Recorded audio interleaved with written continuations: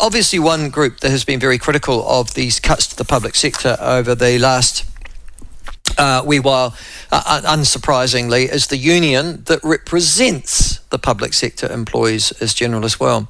And we have very lucky to be joined by Fleur Fitzsimons from the Public Service Association. Fleur's got a fascinating background, but we'll talk about that a little bit later on. But she is now she's returned from having worked in Parliament, as I understand. She was a member of Parliament. I think she was in actual fact. Oh, we'll go and find out. Shall we go and find out? Fleur, welcome to the show. Lovely to have you on. Good morning. Lovely to be here. Were you a list MP you're a constituency MP, weren't you? No, never been an MP. I was a candidate at the last election in Rongotai, but I was not successful. So that's right. My job that I'm in beforehand, which is at the Public Service Association. Okay. So you would have replaced, Paul Eagle, would you? Would he have been the Labour MP? Yeah, that's right. And I was a city councillor in Wellington for 5 years. I'm originally from Hawke's Bay, and I remember your time as a representative up there too. Well, I was just going to ask you what school you went to. Napier Girls High boarding school. Oh, that's a good school, actually. Oh, you were a boarder too, were you?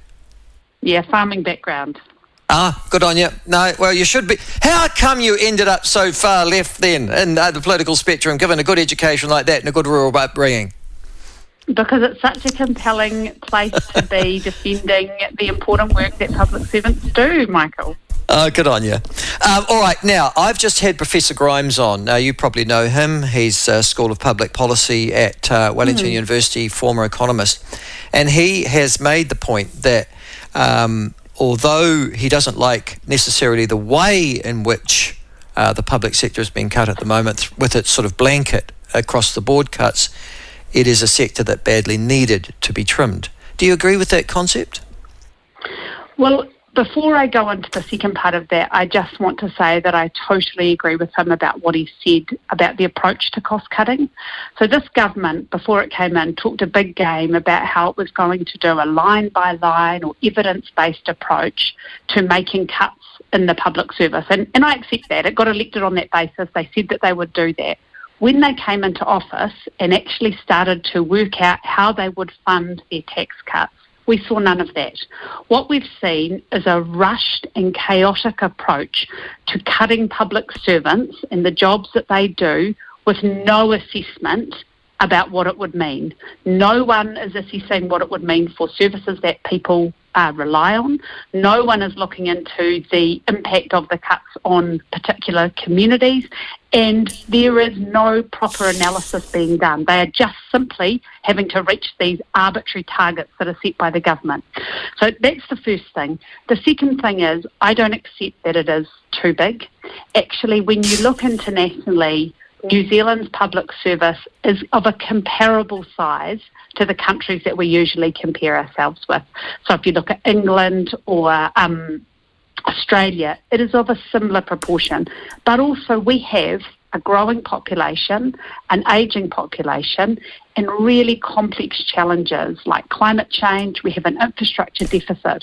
All of the work to address these complex issues is done by public servants who are dedicated and professionals in dealing with these areas. So the way it's being done is brutal and chaotic and rushed and dangerous, but also we don't accept that it's the right thing to be doing in the first place. Okay, can I push back on a couple of those things then and see how you respond? At the moment it's 7% cuts, so that would presume roughly across the public sector and all aspects of the public sector and agencies. That means that 93% of all public servants will retain their job. That seems an awful lot of people who in actual fact will retain their job, and it's been left to chief executives to determine how that 7% is going to work within our organisation. Accepting your idea of that there might make a difference at, say, smaller agencies, surely when you look at the Ministry of Education, Rangatamariki, MBIE, Department of Conservation, 7% is in real terms not much of your workforce. Well, actually what we're seeing is that in agencies like education, it's 565 people. Yeah. Now, those people do important work working with our schools. They do important work delivering the government's program, which it says it wants to keep, around free lunches. So somebody sent me a comment yesterday, which I thought was very interesting, and it was the definition of what decimate is. And decimate, the definition, if you look at it, it goes back to... That's right. And that's what we're seeing. We're seeing that in Oranga Tamariki. We're seeing that in the Ministry of Education. These cuts are decimating these departments. And I just want to focus on Oranga Tamariki for a minute, because it has been subject to review after review, inquiries, independent analysis. The Ombudsman's been in there.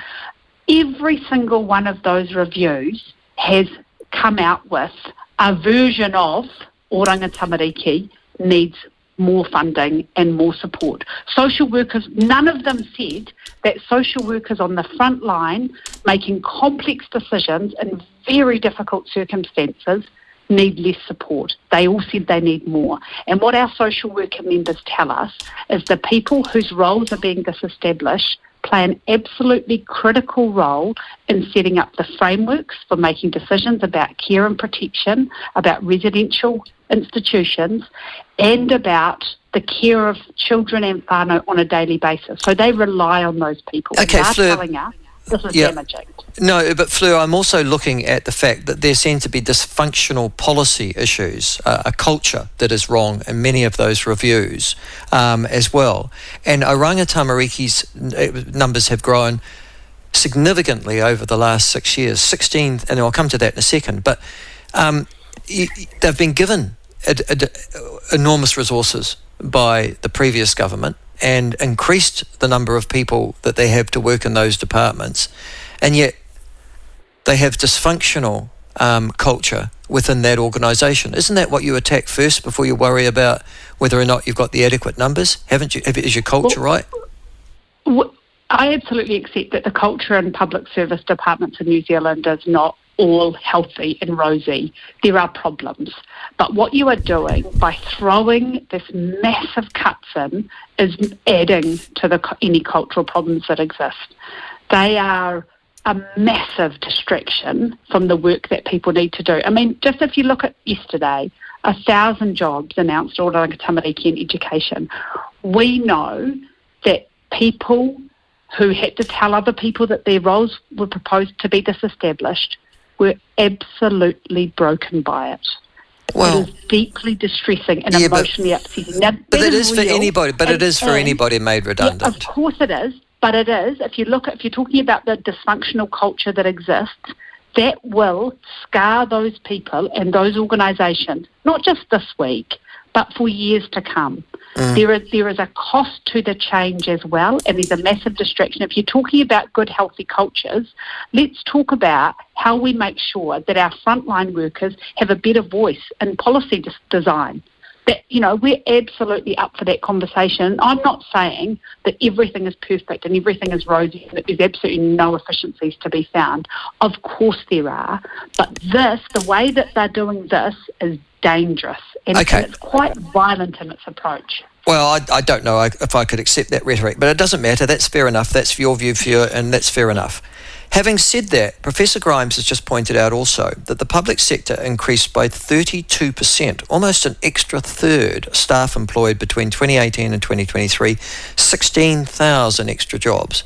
He said that was largely as a result of inefficiencies in the public sector, and the way in which the public sector is now organised makes it even more inefficient, not more so, as a consequence of employing that staff. Do you accept the Professor's views? Absolutely not. And what we know is that the previous national government ran down the public service. So if you look at the figures from 2017 onwards and look at where those people were employed and what they were doing, it is in areas like corrections. It is in areas like our courts. It is people that are dealing with the legacy of our storm events, seasonal jobs in the Department of Conservation. Those are the areas that were being rebuilt after the previous government ran them down. But also, as the population grows, there is a need for more people to be working in our public services. There is a correlation there. But I'm sorry, I'm looking at the Ministry of Education with almost 5,000 full-time employees, Fleur. We all know how bad New Zealand's education system is, and we all know how badly children have been performing in international tests compared to other countries, and even compared to previous years. I mean, the number of civil servants doesn't it? Yeah, but the number of public servants doesn't lead to. Yeah, carry on. Well, but these people are actually experts. We've got people. Well, not doing a very good job then, are they, Fleur? Come on, if they're experts. Well, what you've got is people that have devoted their lives to improving outcomes for children. Well, they're not doing a very good job, Fleur. Well, there is definitely, undoubtedly more to do, but there is no one that will tell you that cutting funding to people who support frontline teachers and social workers is the way to get more out of them. It just doesn't work. We need speech-language therapists, for example, in our schools, supporting children. We need people delivering the free lunch program. They're getting rid of 6 nutrition experts.